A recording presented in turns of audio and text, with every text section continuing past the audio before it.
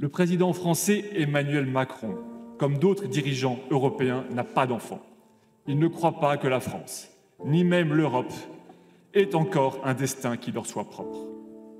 Il a renoncé au destin national et l'a échangé contre une illusion de destin mondial. Les autres peuples ne veulent pas se dissoudre dans l'athéisme absurde de la mondialisation occidentale. Last but not least, we have Gregory Pupnik.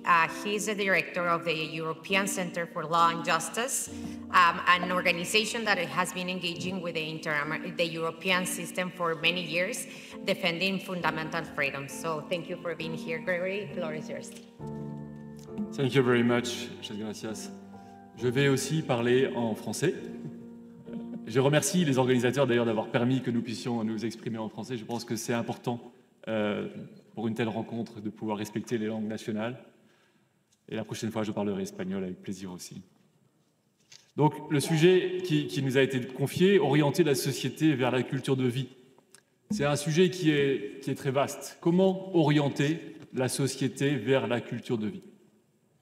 Je vais essayer de vous donner une vision globale, simple, non pas dans le détail des politiques que nous connaissons déjà, mais peut-être une vision plus métapolitique, partagée avec vous. Orienter la société vers la culture de vie, ce n'est pas seulement empêcher l'avortement et combattre l'euthanasie par la loi. Car la véritable cause de la culture de mort est plus profonde. C'est la dépression morale de la société. La culture de mort est le fruit de l'athéisme et du matérialisme. C'est la volonté de puissance désespérée. Orienter la société vers la culture de vie, c'est d'abord rendre à la société sa vitalité. C'est faire sortir la société de la dépression morale. Il y a 3 niveaux d'action. Un niveau militant, un niveau politique et un niveau religieux. Il faut agir à ces 3 niveaux. Concernant le niveau militant, il faut bien sûr combattre. Nous le savons tous dans cette salle, nous sommes tous ici des combattants. Merci à Lola, merci au Political Network for Values de nous rassembler ici à Madrid et c'est un plaisir de nous retrouver ici entre combattants. Nous devons combattre le lobby de la culture de mort, à tous les niveaux, dans toutes les institutions, dans les parlements, dans les tribunaux, aux Nations Unies et ailleurs. Combattre la culture de mort, ce n'est pas seulement combattre le planning familial et les fondations Ford, Rockefeller, Soros, Gates ou encore Buffett. Il faut aussi combattre ceux qui veulent avilir la vie, ceux qui veulent la rendre laide et triste, qui promeuvent le désespoir, la drogue, la prostitution, la pornographie ou encore la mauvaise éducation sexuelle. Or, ce sont ces mêmes fondations qui promeuvent aussi l'avortement et l'euthanasie. Ce combat pour la vie, nous le menons dans des institutions à Genève, Strasbourg, ensemble, New York, Bruxelles, Washington et ailleurs. Nous menons ce combat comme des soldats sur un champ de bataille. Mais cela ne suffit pas. Nous devons voir plus loin. Nous devons aussi nous engager pour que la société soit de nouveau conquise par la culture de vie. C'est le 2e niveau d'action qui, lui, est véritablement politique.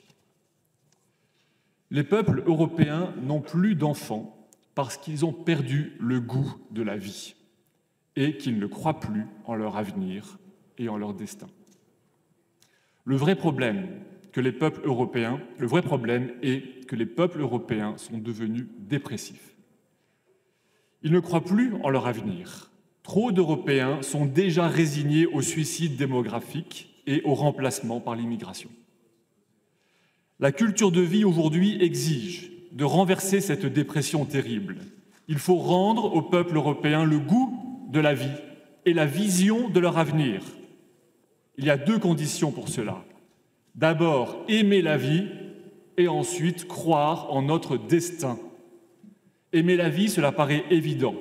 Mais il y a un travail énorme à faire, en particulier auprès de la jeunesse, qui a grandi dans une culture sinistre.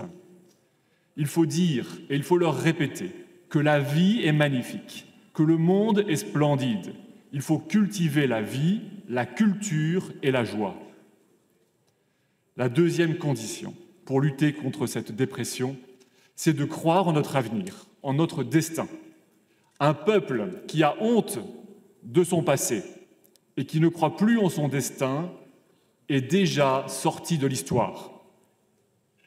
À l'inverse, les migrants qui traversent l'Afrique et la Méditerranée au risque de leur vie ont une force immense, car ils doivent lutter pour vivre et ils croient en leur destin.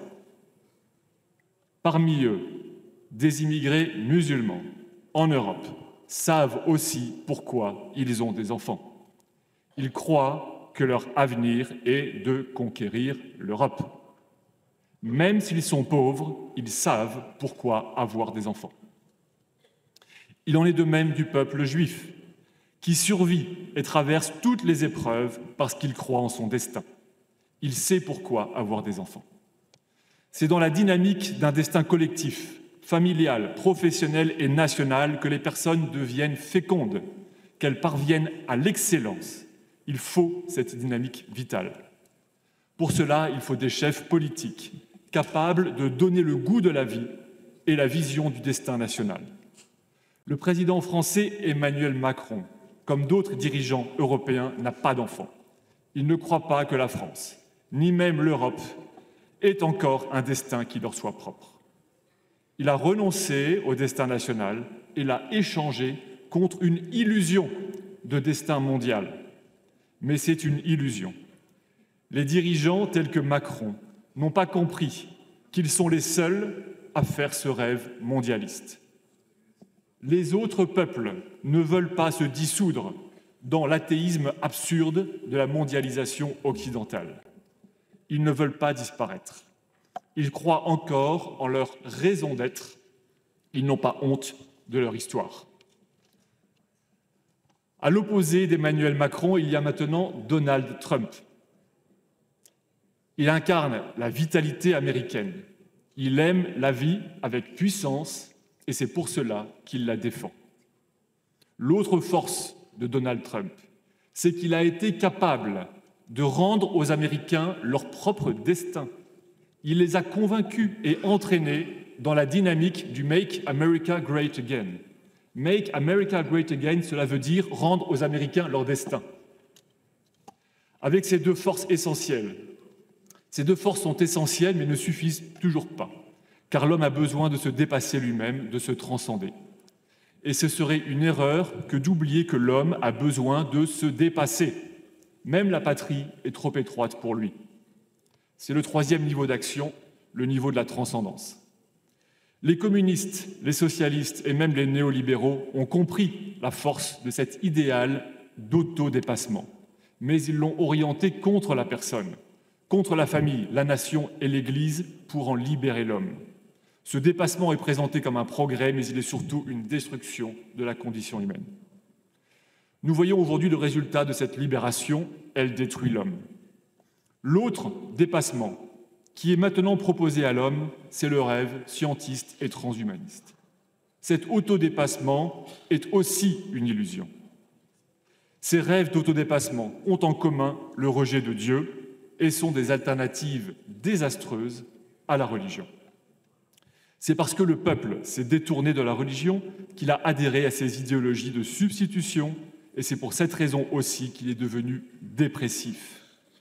Car un peuple athée qui rejette son passé et qui refuse son destin mène une existence absurde.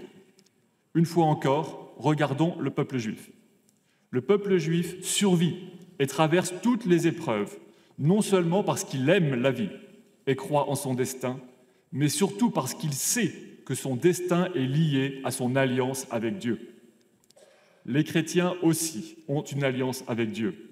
Les peuples européens ont été baptisés et sanctifiés par des saints innombrables. C'est cette alliance avec Dieu qui est source de toute vie et qui est la vie qu'il faut rénover. Défendre la défense de la culture de vie exige de lutter contre l'athéisme criminel et de rendre à la société l'amour de la vie, la confiance en son destin et la respiration de son âme. Je vous remercie.